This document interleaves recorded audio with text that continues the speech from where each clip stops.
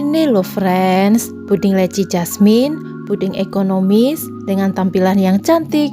Ini cocok banget ya dijadikan ide jualan kekinian atau untuk suguhan saat ada acara di rumah. Sekarang mari lihat pudingnya lebih dekat. Selain tampilannya cantik, rasa manis dan asam membuat puding ini jadi makin segar. Selamat mencoba ya. Hai friends, Assalamualaikum. Gimana kabarnya hari ini? Semoga sehat-sehat ya.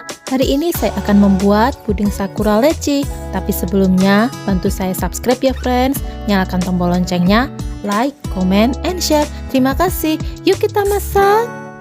Sebelum memasak, sebaiknya kita cek box deskripsi terlebih dahulu, karena di sini sudah saya tuliskan lengkap resepnya beserta estimasi biaya yang akan dikeluarkan untuk masak kali ini, dan untuk link pembelian produk juga sudah saya tulis. Kemudian untuk harga jual yang disarankan tentunya sudah saya tuliskan juga. Jadi sudah lengkap ya untuk isi box deskripsi kali ini. Bahan-bahan untuk membuat puding jasmine. Pertama-tama saya menyiapkan panci, kemudian saya akan masukkan 1 saset agar-agar tanpa warna.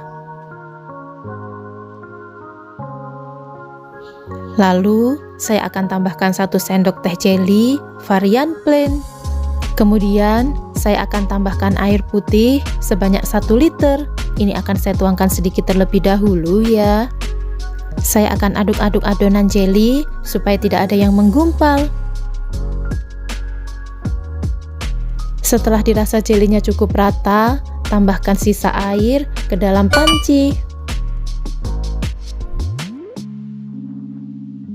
Aduk-aduk kembali bahan puding hingga semuanya tercampur dengan rata.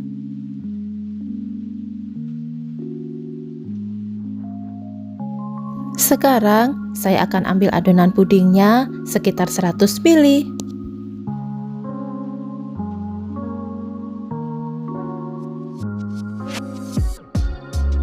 Dan adonannya ini akan saya sisihkan dulu. Langkah berikutnya, saya sudah menyiapkan 3 saset nutrisari rasa leci dan akan saya tuangkan ke dalam panci yang berisi adonan puding. Saya juga akan tambahkan 3 saset susu kental manis.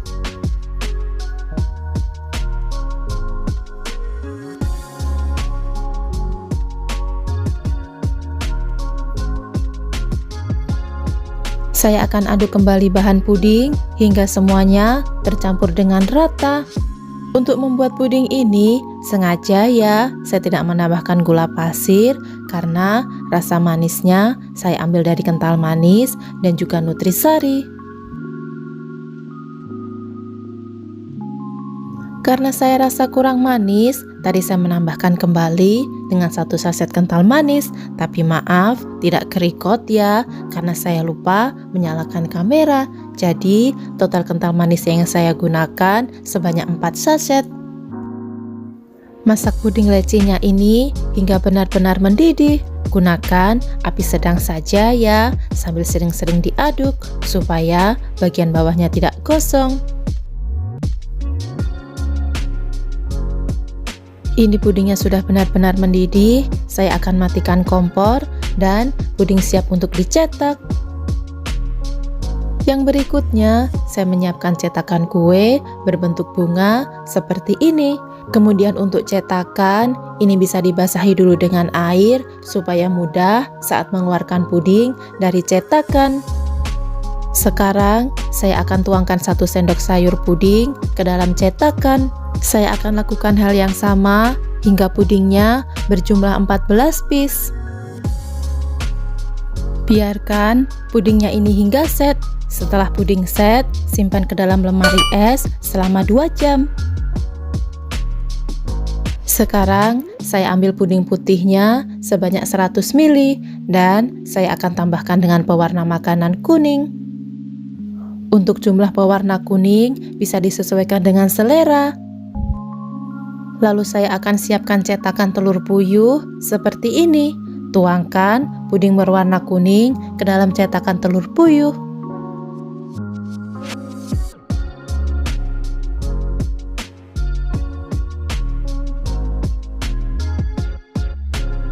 Biarkan puding kuningnya hingga set. Kemudian, untuk puding yang masih tersisa, akan saya tambahkan dengan pewarna makanan hijau.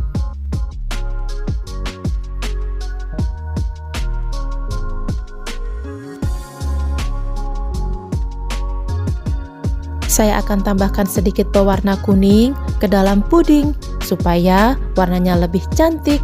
Ini opsional ya. Berikutnya, saya tuangkan 1 sendok sayur puding ke dalam mika ukuran 6A. Biarkan juga puding hijaunya ini hingga set. Setelah puding hijaunya set, siap ditambahkan dengan puding jasmine. Sekarang saya ambil 1 puding jasmine, kemudian saya akan gunakan tusuk gigi untuk mengeluarkan puding. Di video saya sebelumnya, sempat ada yang bertanya, kenapa saat mengeluarkan puding dari cetakan, pudingnya patah? Bisa jadi pudingnya belum benar-benar set. Kemudian untuk cetakan, bisa dibasahi dengan air terlebih dahulu ya, sebelum puding dituangkan. Jika perlu, setelah pudingnya set, bisa disimpan di dalam kulkas minimal 2 jam sebelum puding dikeluarkan dari cetakan. Semoga sedikit sharing ini bisa bermanfaat ya. Jadi, saya posisikan tusuk gigi di sini untuk mengeluarkan puding dari cetakan. Alhamdulillah, hasilnya mulus. Kemudian, ambil 1 puding hijau dan letakkan puding jasmine di atas puding hijau. Lalu tambahkan puding kuning dan letakkan di atas puding jasmine. Gimana? Hasilnya beneran cantik ya. Selanjutnya, saya akan masak puding bening sebanyak 100 ml yang tadi sudah kita sisihkan. Lalu, tambahkan setengah sendok makan gula pasir, aduk-aduk puding hingga gula larut. Setelah puding mendidih seperti ini, matikan kompor dan puding bisa diangkat.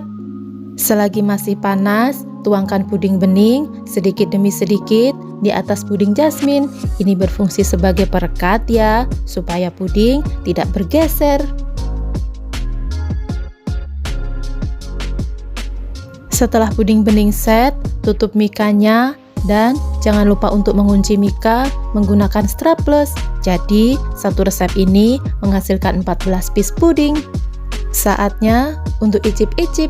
Saya akan coba puding jasminnya. Selain tampilannya cantik, puding ini juga bikin gemes. Saat dipotong, terasa banget tekstur pudingnya ini lembut.